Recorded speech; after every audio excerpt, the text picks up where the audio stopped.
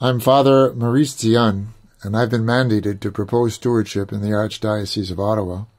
So I'd like to share with you, in just a few minutes, the core of this spirituality, and hopefully attract you to it. Yes, a spirituality. That doesn't at all mean immaterial. Actually, it's very embedded in everyday life. It's a way of life. It's about the way we manage our lives. 2 years ago, I had the opportunity to connect with a parish in Florida, which identified itself as a stewardship community. And to help parishioners get stewardship, the committee presented a key to all parishioners on a weekend.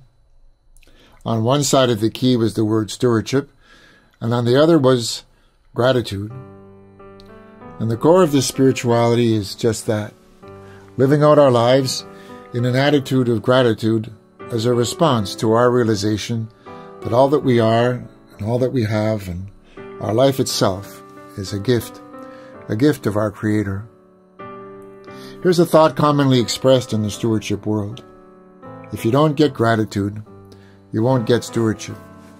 And you won't get gratitude unless you realize how blessed you are. So stewardship involves a keen sense that the whole of our being is received. We don't create ourselves. We are creatures of God, dependent at every moment for the grace of our existence. And the word stewardship itself points to this realization. A steward is someone who takes care of someone else's property, be it a house, a business, a vineyard, a farm, a life. Our lives are a gift entrusted to us. They're not just our personal property of which we dispose at our discretion. They fundamentally belong to God and His purpose for us. A steward doesn't own the property, he manages it for someone, and the first step in this management is to become conscious of it as a gift, and a gift to be received gratefully.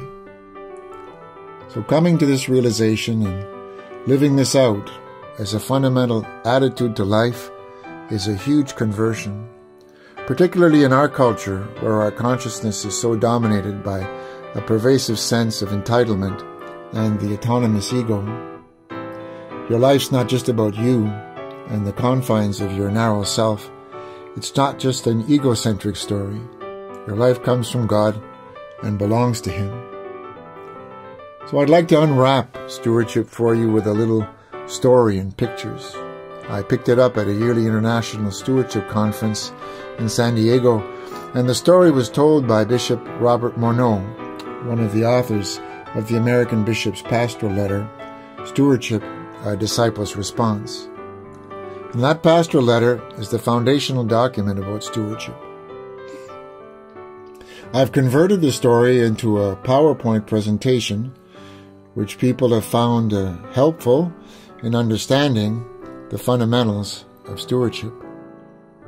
It's fun to listen to as well, and it breathes Bishop Monreau's sense of humor. He says he was asked to present the topic of stewardship and evangelization to a class of grade 2s and to do so in 10 minutes. I hope we can do it in 5. There are 13 slides. It's a story about a pumpkin named Angela, and she's in love with a rabbit named Barry. Bishop Monreau says these kinds of relationships are quite common in his Diocese of Green Bay. And one day Angela awakens. It's a spiritual awakening. She realizes she's been given so much. A vine that connects her to the earth for her nourishment, the cool evening breezes on August evenings, the soothing rains that wash the mud off after pumpkin fights in the patch. And it goes on, and she's completely overwhelmed by the giftedness of her life. This is a huge transformational moment, a huge conversion for her. And so she begins to sing all day long, and into the night, her grateful worship for all these blessings as she ponders them all. Barry's perplexed because he's having trouble getting through to her. Her gratitude and need to praise is so overpowering. She realizes this and has a heart-to-heart talk with him and tries to explain stewardship to him. I've included a statement saying, loving him back on this slide. I borrowed that from one of the conferences given in Dallas in 2009. That's how the speaker, a well-known philanthropist, summarized stewardship. She said, "If only we realized how much God loved us, stewardship is just loving Him back." And there's another statement on that slide which quotes Psalm 116, basically asking, how do you thank God for His incredible generosity? It's often used as a summary of stewardship.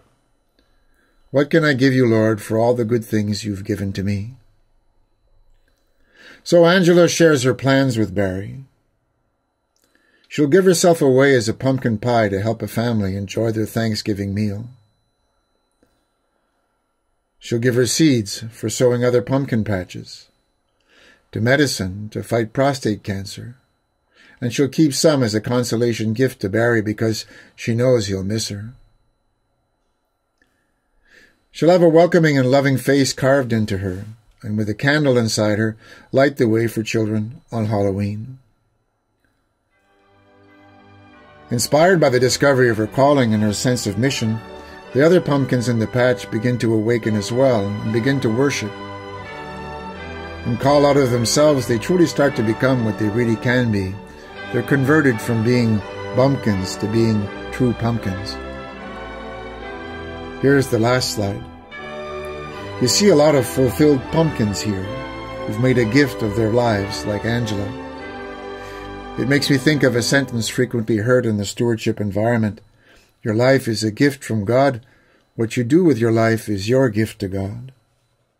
And that made me think of two other sentences. What gives God glory is that we become the best version of ourselves.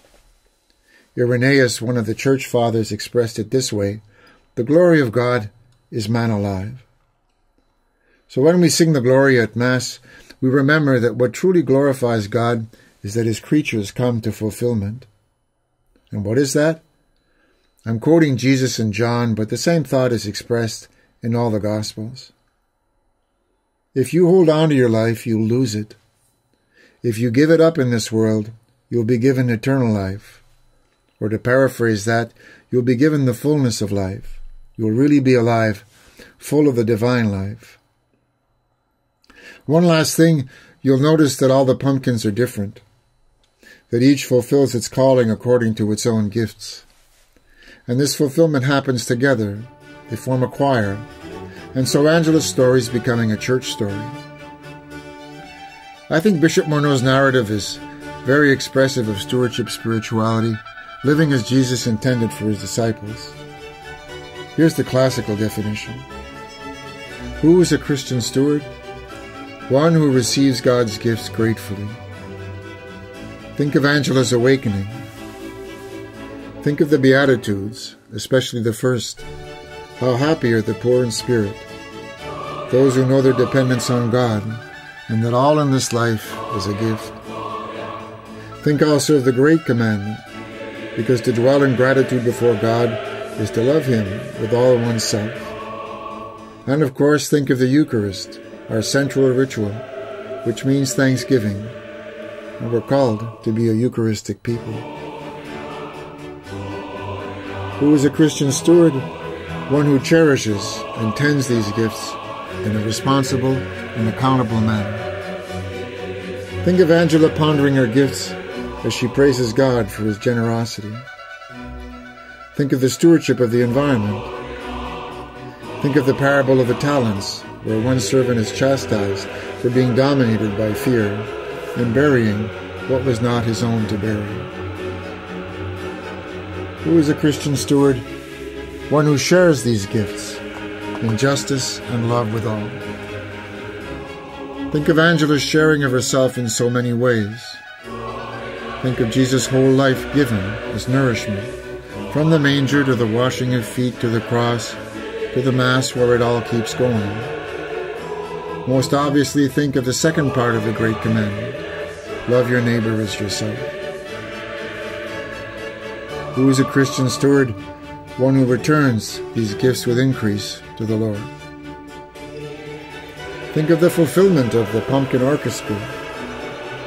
Think of grateful, responsible, generous people whose giving of themselves characterizes their lives. They're happy, fulfilled people, and a reminder that love is the greatest power of all, a power victorious over sin and death. So that's the profile of a steward.